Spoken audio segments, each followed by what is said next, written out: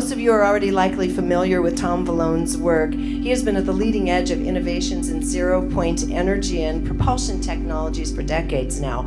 For many years, he sat in the unique position as a patent reviewer for the U.S. Patent Office and saw all of the brilliance of humankind coming across his desk. And sadly, he also saw what was tossed in a dusty corner, so to speak, never to see the light of day. And I know some of you here have been through that frustrating process. Today, he's one of the most respected physicists and engineers in the field of new energy solutions and holds the position of president of the Integrity Energy Research. He's a member of the National Space Society, the Union of Concerned Scientists, and a fellow of the World Innovation Foundation. More importantly, is Tom here? There he is. Okay, Tom, please come on up. Had a little issue yesterday. Okay, please welcome Dr. Tom Valone.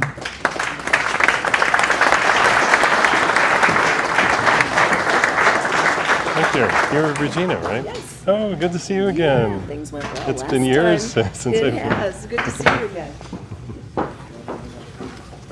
All right. And to test the volume. Yep.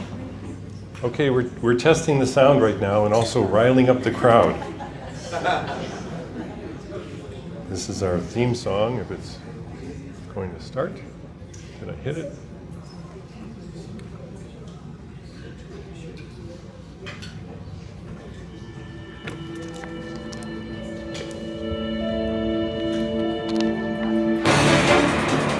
You can get up and dance if you want.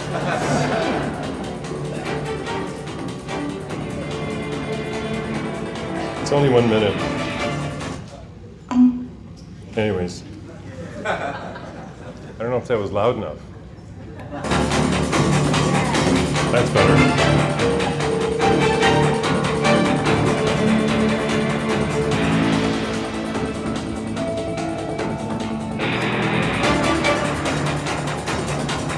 Sound level high enough.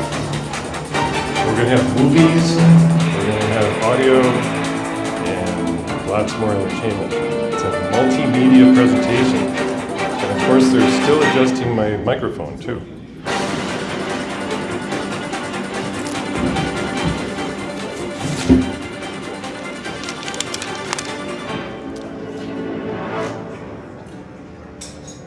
And to start us off, I should announce that fire made us human, fossil fuels made us modern. Now we need a new replacement for fire. So Integrity Research Institute is aiming to shift the U.S. from coal, oil, and gas to renewables and new energy to solve energy inefficiency and energy poverty. Energy poverty is the new buzzword for the rest of the world. I'm not going to touch my microphone. Popular science uses this phrase too, and yes, my laser is working. All right.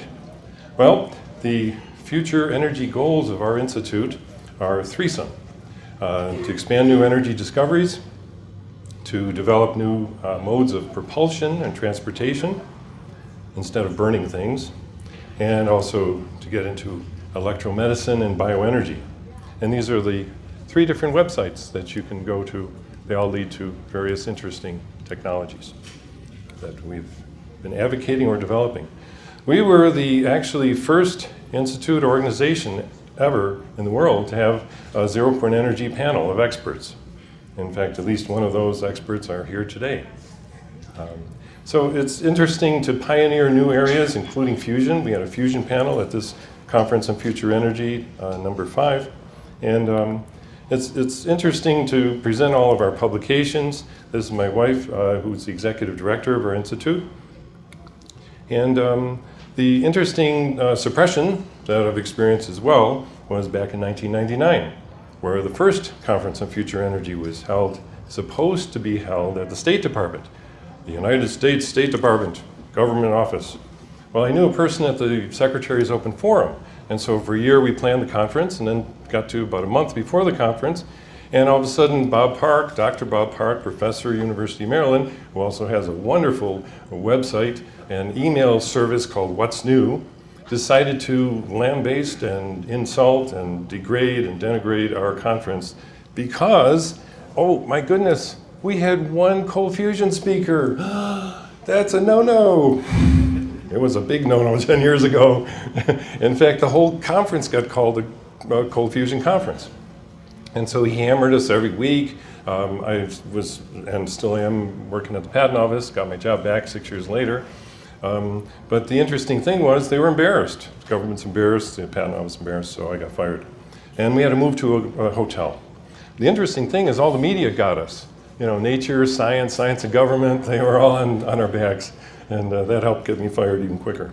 It's true, yeah. Get on the wrong side of the media, forget it. And interestingly enough, we're only about 10 years ahead of our time, that's all. So now in 2009, guess what? The rest of the world is using the same phrase we are. Yippee! So to remind you, energy, propulsion, bioenergetics is our watchword, 3 program areas.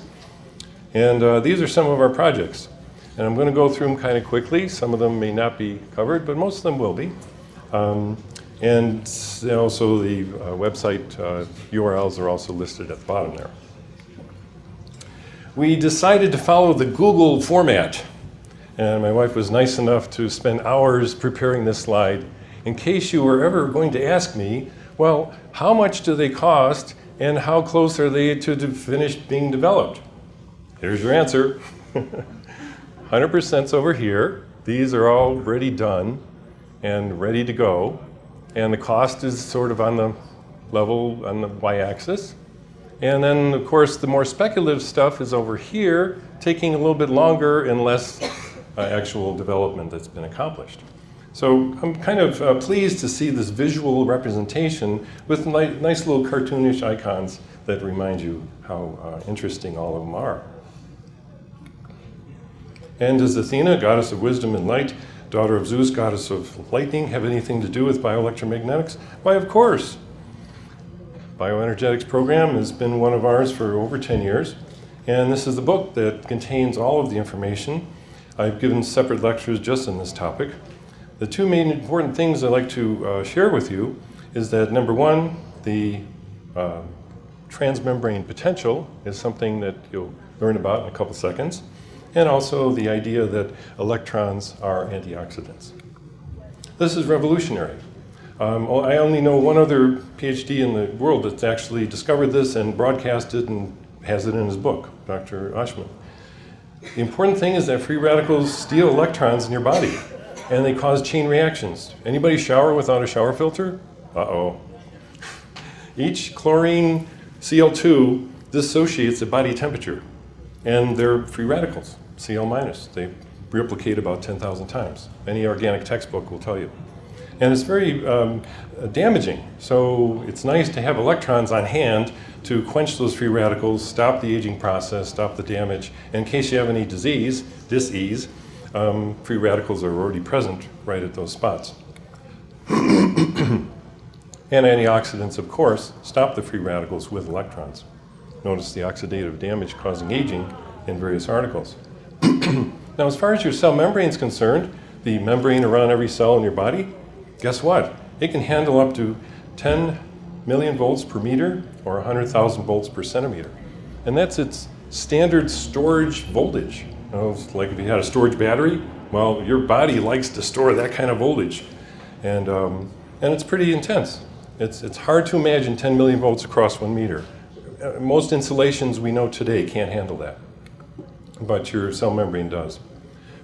So supplying high voltage for a short period, even your cell phone for 15 minutes near your head is okay. 15 minutes a day is fine. It actually boosts your immune system and has been proven by studies. That's in the book as well. These are some of our products called the Premier Junior.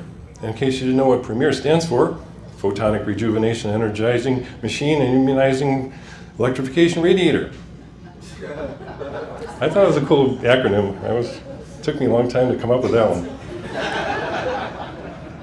And I invented the electric chair. Whoops, no, I couldn't call it that. I was forced to call it the energy chair, but I really wanted to call it the electric chair, you know. Positively intended, of course, sitting right on top of a Tesla coil. What better way to energize your morning?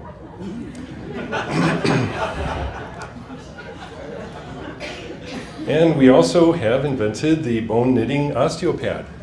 Years ago in the 1980s, I was privileged to be associated with the Robert Becker, Andy Bassett, and Art Pilla, the three kingpins of the bone healing signal, electromagnetic signal, the body electric. Anybody know the body electric? Yay, good crowd, good crowd. That is the Bible. I've heard lectures praising that book. It was a good thing Bob Becker got fired because that's how he wrote the book. You know, so I did the same thing. I got my PhD when I got fired. So, you know, you got to use the time constructively. The important thing is, all three of those medical doctors never invented this, even though they knew their bone knitting electromagnetic signal could heal fractures in half the time. So I called them up, complained to them. Art Pilla told me a couple years ago on the phone, he says, well, I never got funded for it. Yeah, right, best excuse in the world. You know, and 50% of our population suffers osteoporosis as you get old. I knew one old lady, she broke her hip in bed. You know, what agonizing thing can you have more agonizing than that, you know? So this thing will actually strengthen your bones because they're piezoelectric while you sleep. If you happen to be an older person. I don't see any older people here. You're as young as you feel. Another great product, which we think will be mass marketed soon, patent pending, is Dr. Panting's electric antioxidant clothing. And we found that microcurrent is a nice substitute for high voltage because you can get microcurrent all day long for hours at a time, and it does the same therapeutic action by providing electrons through the skin to any areas along the meridians, actually, into acupuncture points. And we're also promoting and advocating, and we actually have the TD1000 that Dr. Paharch invented for nerve deafness. And it was fascinating to study with him. I recorded his testimony. I have all his lab notes. They were all donated by his family. But this particular one I thought was very interesting, and I'd love to see it come to the application in the deaf schools and the deaf universities that I know about, because certain number of deaf people are nerve deaf, and you can stimulate the nerves with what this patent describes is a envelope of frequencies, and it only takes a few weeks. So it's fascinating work and certainly worthwhile. So our institute does energy research and education with scientific integrity. We have conferences, books, reports.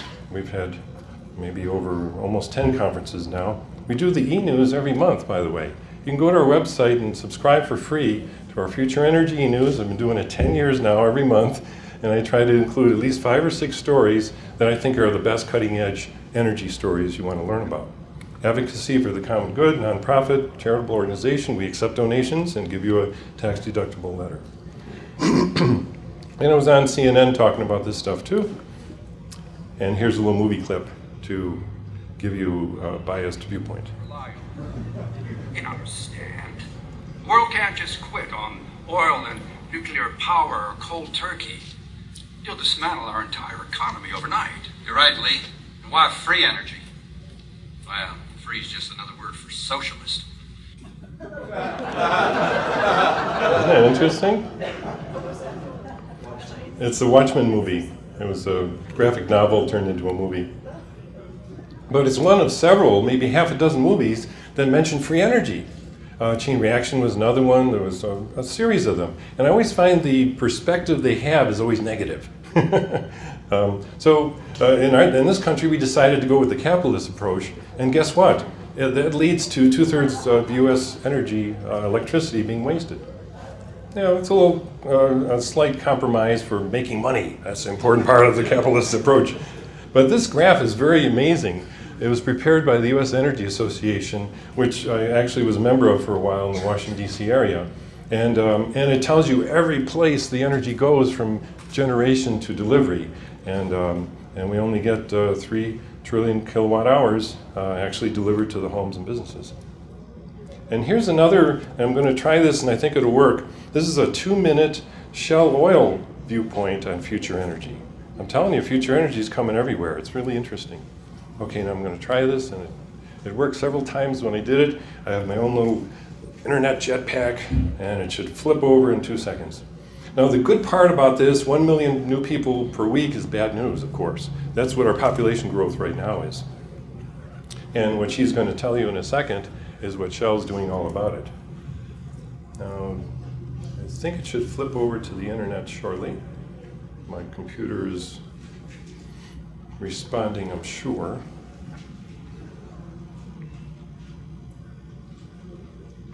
I don't hear any sound. Click on that link. Click on, I did, yeah, I clicked on it. Well, I'm going to click on it again. Yep. Okay, the hourglass is a good indication we're headed toward the right direction.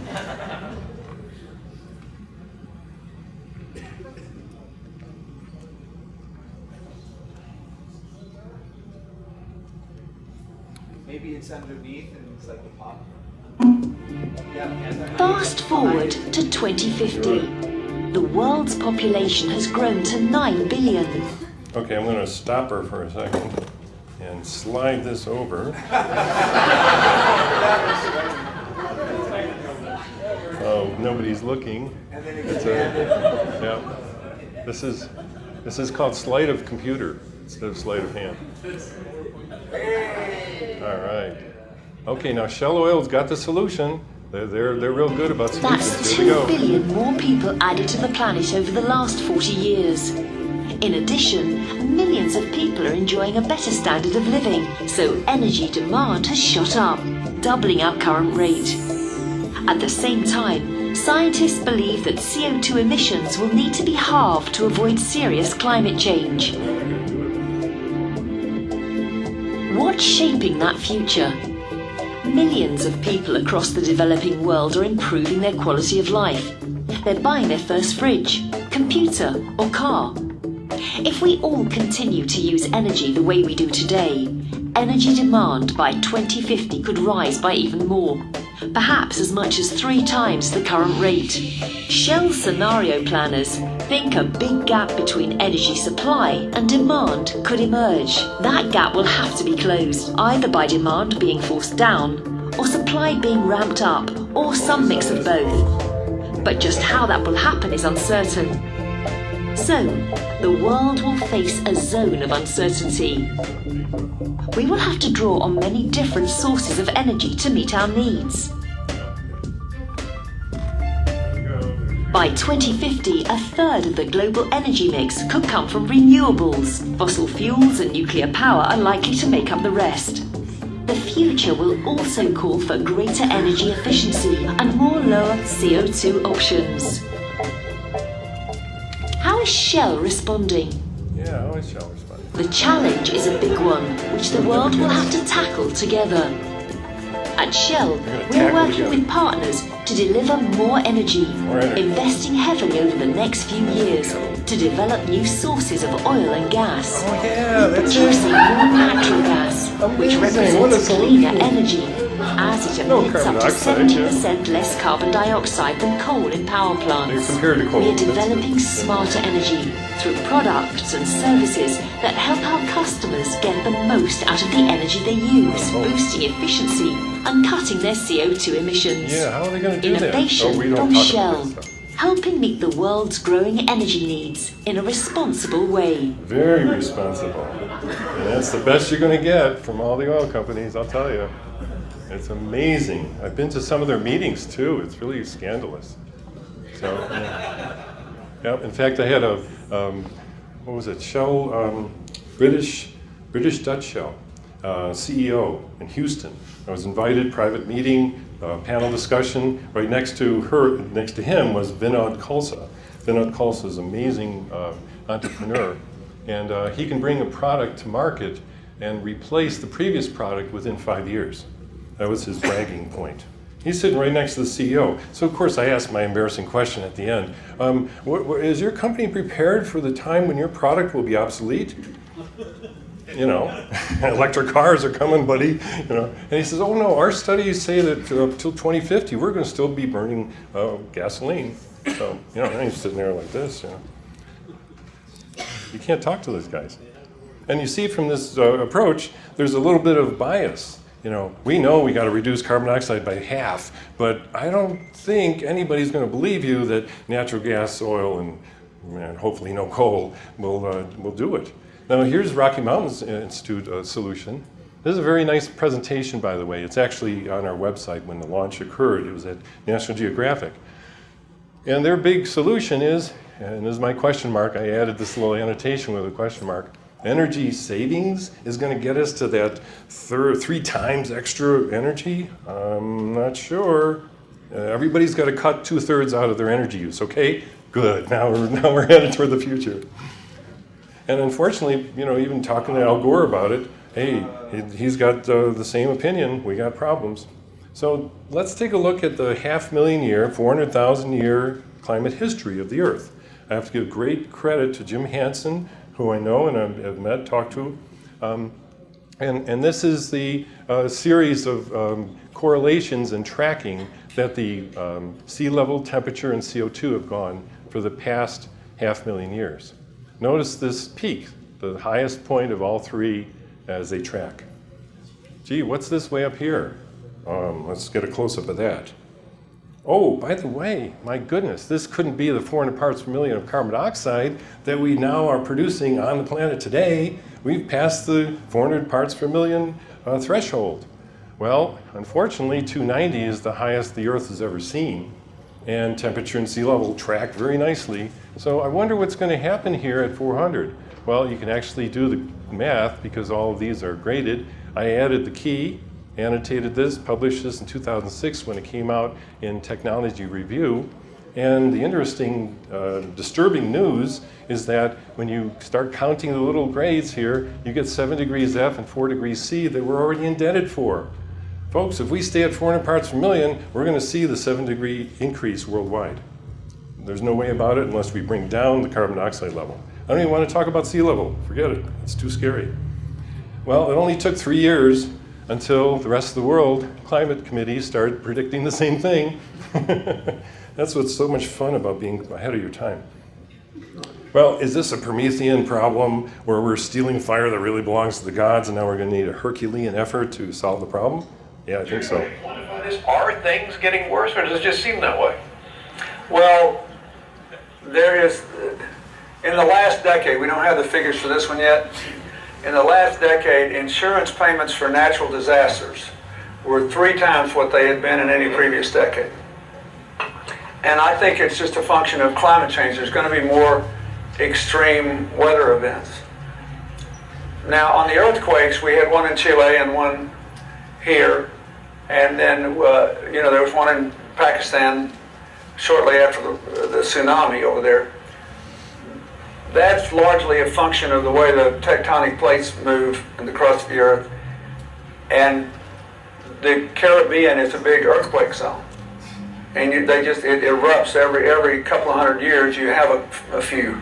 So I don't attribute that so much to climate change. But these other things, you're going to have more storms as a result of the dramatic shifts in the climate, the melting of the ice caps in Greenland, the summer clearance in the North Pole, the big chunks coming off the South Pole. All this climate change stuff is real, and I know a lot of people want to deny it, and they think we can't afford to deal with it now that the economy's bad. But the truth is, I believe changing the way we produce and consume energy is the #1 thing we could do to explode the American economy again. I think we could bring back manufacturing to America, have enormous economic growth. When I leave you, I'm going over to an electric car exhibit that's part of our global initiative. We have 4 electric car manufacturers in America making cars, bringing manufacturing jobs back to this country. And I think it's conceivable that within 5 years we'll have as many car companies as we did before the mass consolidation early in the 20th century that left us with the big 3. So it's just a question of whether you see this as an opportunity or a burden. But to me, I spent all my time trying to prove to people it's good economics to do this kind of stuff. I'll tell you why this is fascinating to me. I'm going to move on. So there's the official opinion, and I think it's worthwhile noting that. And of course, he advocates electric cars, which is great. Now, electric cars are evolving. Our belief is that electric cars will have a charger on board soon. The transition to that is ultracapacitors, and our car companies are already substituting ultracapacitors for batteries. Now, what about that climate problem? Well, in 2006, we actually had I feel, the world's expert on seeding of oceans, iron seeding to cause plankton blooms. Turns out that's the only solution so far proposed that actually will sequester and contain millions of tons of CO2. We actually need to get up to a couple billion tons of CO2 per year is what we generate. So the capture is what is required. Now this is Russ George's satellite imagery after he had done a few of these ocean plankton bloom iron fertilizations, and even Greenpeace was out there to stop them. You know, it doesn't make any sense. They're trying to stop things that are natural. Well, years later, once again, we see in 2012, Nature magazine finally caught up and proved that the captured CO2 captured plankton actually settled, most of them settled to the ocean floor. And this is great news, because it really is a sequestering mechanism. And we have the DVD of his original presentation. All of this is online, July 2012, July 18th, was New Scientist version. Now, the interesting thing is, a lot of us like free energy. I certainly do. I've been advocating it for decades, since 1980, actually. And energy harvesting is the new buzzword, because you have to have something that's acceptable in terms of phraseology. So when you want to say the word free energy, just move over and say energy harvesting. And this is how they're doing it now. I see in all the great journals the concept of developing small antenna, even called rectennas, to capture megahertz, gigahertz, and even up to terahertz. And we have to give credit to Dr. Waddell from the University of Colorado here in Boulder, who's doing work in the terahertz range. And a breakthrough, you like breakthrough energy, right? Well, here's one, and this is 500 kilowatts per kilometer, only it's over in Israel. It should be over in this Western Hemisphere too, and throughout Europe. Innovatech has been at it for years, and they've proven both on highways and also on railways that the piezoelectric panels, which you see here, can actually be under the pavement or under the tracks and generate this amazing 1/2 of a gigawatt per kilometer. In other words, you could have distributed power very nicely throughout any infrastructure and get rid of the grid. The grid is the worst umbilical cord that J.P. Morgan ever invented. You know, got to give J.P. Morgan the credit. He's the one that stopped wireless power. Here's another great one we advocated in 1999. Paul Brown was the first one to get a patent on this, and we actually had him speak and present this concept of a nuclear battery in a small package using tritium. Well, Bell Labs patented it. They tried to infringe on his patent. And now finally, City Labs has produced this small device. And to tell you the truth, folks, this is exactly how you introduce free energy into society. Like the movie was showing us, the Watchmen movie, you can't disrupt all the markets worldwide. You know, you're going to get a backlash.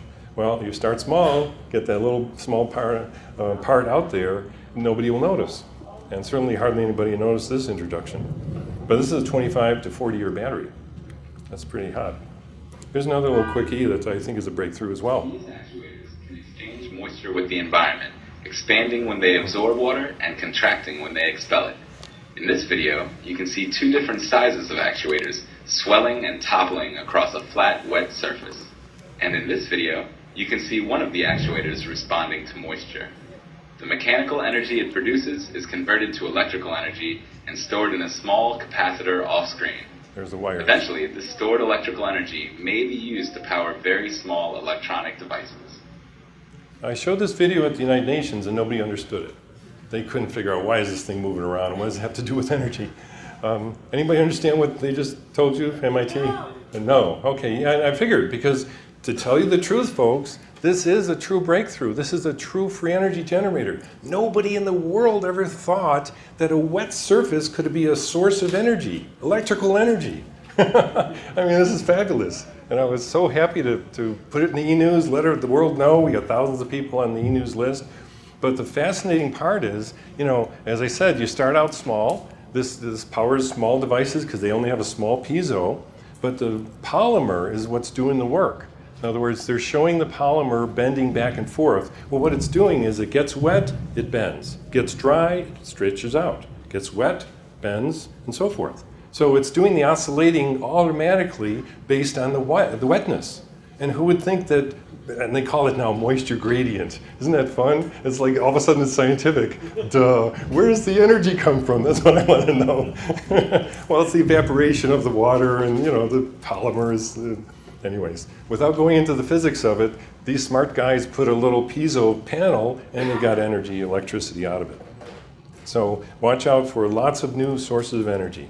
Another one, my great favorite, is magnetic field gradients. I've given a separate lecture on this. I won't spend too much time on it. But these are all the toys I've built looking at the spiral magnetic motor. The spiral motor I've given a paper on separately, analyzing all the different sizes, graphs and charts showing you can get 90% of the cycle power just by permanent magnets.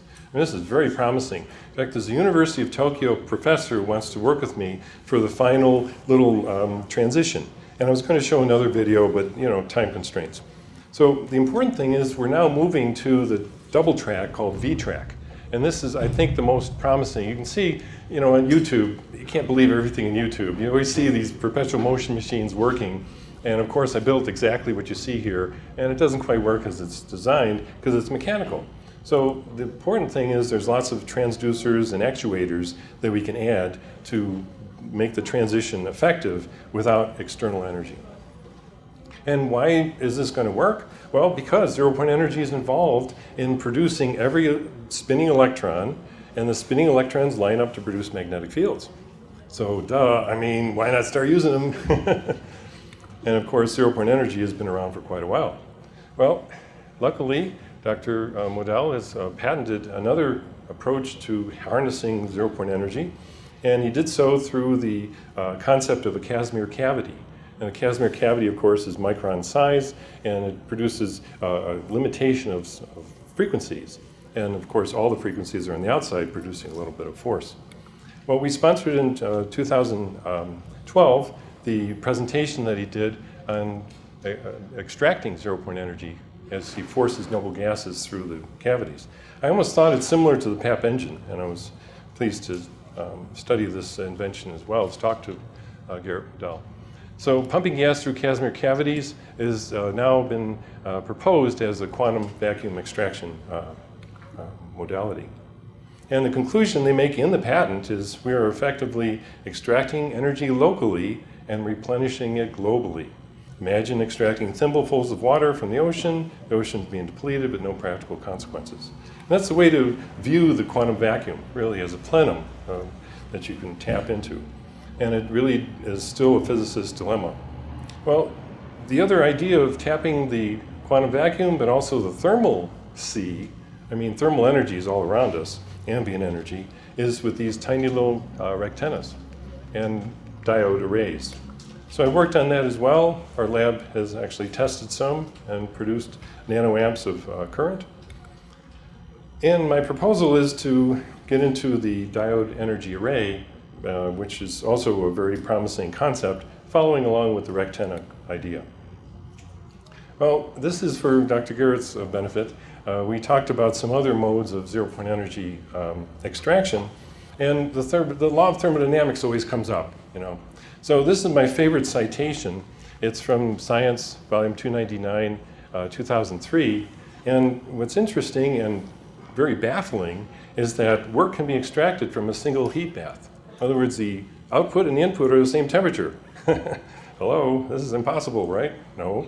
And it's called quantum coherence, and the energy efficiency exceeds a classical engine even when the temperatures are the same using this micro laser. You can produce amazing effects. There's Casimir engines that are designed around this concept too. Another one that's fascinating to me is the idea of a quantum ratchet. And this is negative work, by the way, is free energy, just another buzzword. And the quantum ratchet actually rectifies thermal noise, which to me is the same thing as non-thermal noise, depending on where you are. If you're out in space, you're going to do it from non-thermal, but the ambient effects are the same. And this is also published in Physical Review E, and it's 1999. Experimental tunneling ratchets. And one of my favorite is the, if I pronounce it correctly, Van den Breck, professor from the Belgium University, who's actually proposed rectifying thermal energy with a Brownian refrigerator. And we get this interesting utilizing thermal fluctuations, and he has a great comment in the abstract here. He says, paradoxically, thermal fluctuations themselves can be harnessed to reduce thermal jitter and generate power through rectification. So instead of fighting the thermal fluctuations, he wants to use them. And one of the last things I thought I'd throw out there is the idea of a repulsive Casimir force. This has actually been proven to be possible. And for physicists who study the Casimir force, we always think of it as an attractive force. In fact, if you work in the nanotechnology region, which I know some physicists who have worked there, if you get something closer than 1 micron in distance, it all of a sudden attracts, because there's a third order attraction force. It's very powerful. And it's called stiction. Once it attracts and touches, forget it. You can't use the part anymore. You have to throw it away and start over. So the point is that once we find, and as this article points out, this is Physical Review Letters 2002, volume 89, once we find that there's a transition point, depending on geometry and temperature, to getting a repulsive force, hey, as an engineer, I'd say we can design an oscillating engine that'll probably depend only on ambient temperature. I think that's pretty cool, another way to convert it. And negative quantum vacuum energy, which is another word for zero-point energy, has been also proposed by moving mirrors very quickly. And this was done in 2001, Dr. Paul Davies. Well, guess what? Years later, they actually now have done it. And this was published in a reputable journal as well. You probably see the citation up here as well. Nature magazine in 2011, June 3rd. So we see that virtual particles are actually becoming, we observe the virtual particles that compose the quantum vacuum. Isn't that cool? It's about time we started using them, observing them, and putting them to work, instead of letting them sit there. So, and how about traveling through space using quantum vacuum energy? Well, I know Dr. Fronig, who's presented at our conferences more than once, good friend. He actually teaches at the University of Adelaide in Australia. And the fascinating part is he has a theoretical physicist working with him to develop this superluminal saucer concept based on a toroid. In other words, he's perturbing the permeability and permittivity of space. And he has the theoretical backing. He's built the toroids, tested them. He's at the experimental stage where he said, okay, where's the next step? Come on, let's see it work, And so always trying to push these guys a little bit further than just experiment and publish. Well, the point that I'm making here, and to me is very powerful, is guess where the zero-point field loses its drag? Outer space temperatures. Anybody know in the audience? Okay, kids, what's the temperature outer space? No, 3 degrees K. It's still pretty close to 0. And that's pretty amazing. You get a benefit for going into space. This machine will work better. So, and further information's in my book, and then I also have I think amazing compilation of all these tricks in the Vacuum Engineer's Toolkit. And that's for sale at the bookstore. And the toolkit's online. Actually, that one page is online if you want all the good stuff in one page. Now, atmospheric energy is also a good source of electricity. Here in Colorado is actually where Tesla had a lot of fun proving that atmospheric energy is available. And it's an all-American invention. Ben Franklin was the inventor, and one operated for 86 years. Very simple design. You can put up a 24-foot antenna. And the paper that Jeff Amenko contributed to our conference in '99 pointed out the atmospheric potential is gigawatts. And it's renewable. The charges you pull down through your antenna to drive the motor go back into the ground and back up to the clouds. And here's the basic diagram. It's a really neat electret motor that he added to get fractional horsepower out of it. And he's published in Scientific American and other places as well. The only trick is a tiny amount of polonium to ionize the air right at the tip where you're getting the electrons come in. Very simple design, should be really amplified and multiplied, just like windmills. And now one of my favorite pet projects is the advocacy for wireless power. Does anyone understand what the Wardenclyffe Tower actually was intended for? Maybe a few in the audience? Well, yes, and the rest of the world doesn't even know. Why'd they have a mushroom cap? Who knows? You know, we knocked it down. It was a dangerous tower. But our institute was the only one in the world to celebrate the centennial in 2003. And we did so with a conference, Tesla conference, with all the best speakers on wireless power and the history of Tesla, and also produced an edited book of all those papers. And the fascinating part here I need to emphasize, you can memorize, is that 95% efficiency is there. Instead of losing 2/3 as you transmit energy to your customers, you get 90, you only lose 5%. I mean, that's a big difference, huge difference. So I know people that are now advocating rebuilding the Wardenclyffe Tower. And these are some of the original drawings showing how resonantly it travels throughout the Earth ionosphere cavity. And we were fortunate this year, in July 2013, to have Dr. Simos from Brookhaven National Labs give his talk on the validity of wireless transmission of power with equations showing how the transmission is accomplished through the Earth ionosphere cavity. Very fascinating presentation. I felt really excited by the fact that with his caliber, having a PhD PE as well, of course, that's very important, and also the efficiency and the viability of the transmission. He had animations to show how it worked as well. So moving right along to transportation, guess what? It's possible to run a car on metal. I pause for incredulity to happen in the audience. Well, yes, folks, it has been done in rockets, but it never was very good because the metal would kind of gum up the works. Well, now it turns out that Oak Ridge National Labs found out how to do nano-sized particles, which don't gum up the works. And as they oxidize, as they burn the oxidized, and then you collect the oxidized metal, you can actually recycle it if you want to. And it has half the fuel tank size, which is a good advantage. And there's various metals you can use, which obviously are pretty cheap. Well, I promised a few folks that I would give the review that I did this year at the conference on Future Energy on Joseph Papp. The Papp engine to me is a very perplexing engine. It has very interesting patents that can be studied. Here's Joseph Papp in front of his 100 horsepower engine fueled by noble gases. Noble gases, helium, krypton, xenon, and so forth. And to most people, it's impossible. Noble gases don't react with anything. The credibility, believability of this is difficult to overcome in most people you talk to. Comparing with a two-stroke engine, the Papp engine's a lot simpler because it has no exhaust. And we actually have Russ Grease here. I don't know if he's in the audience, but he has a hat on. You can't miss him because he has a hat on. But he has a great display of the Papp engine devices that he's built.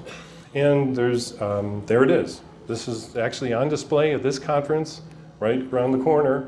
And you can actually examine it up close. And it has a piston inside that goes up every time it explodes.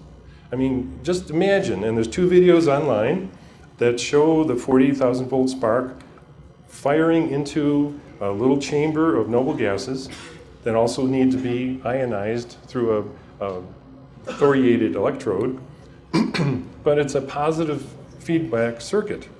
And the 2 cylinders act as capacitors to oscillate between the 2 cylinders of charge dissipation. Here's a thoriated sealed electrode that does the ionization of the gases.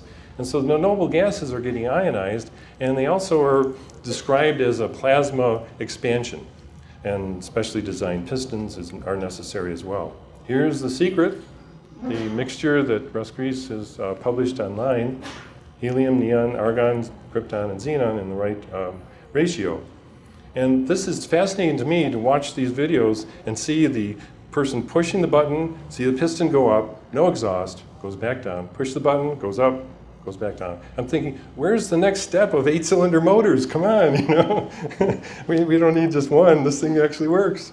So we're hoping to see the advancement of this. And this is one, I created the tiny URL for this, so make it easy for everyone to go see the video. RWG Research.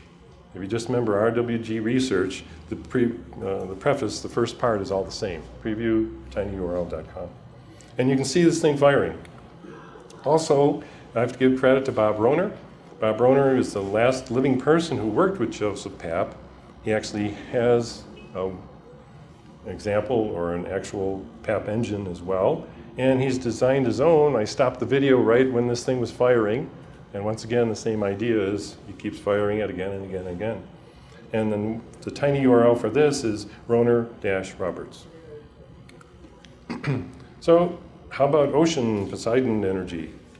Well, the world's largest tidal wave generators are now going online, 200 megawatts. This is very exciting because the more renewable energy we have, the less likely it is that carbon dioxide will build up. And I have great hope for cold fusion.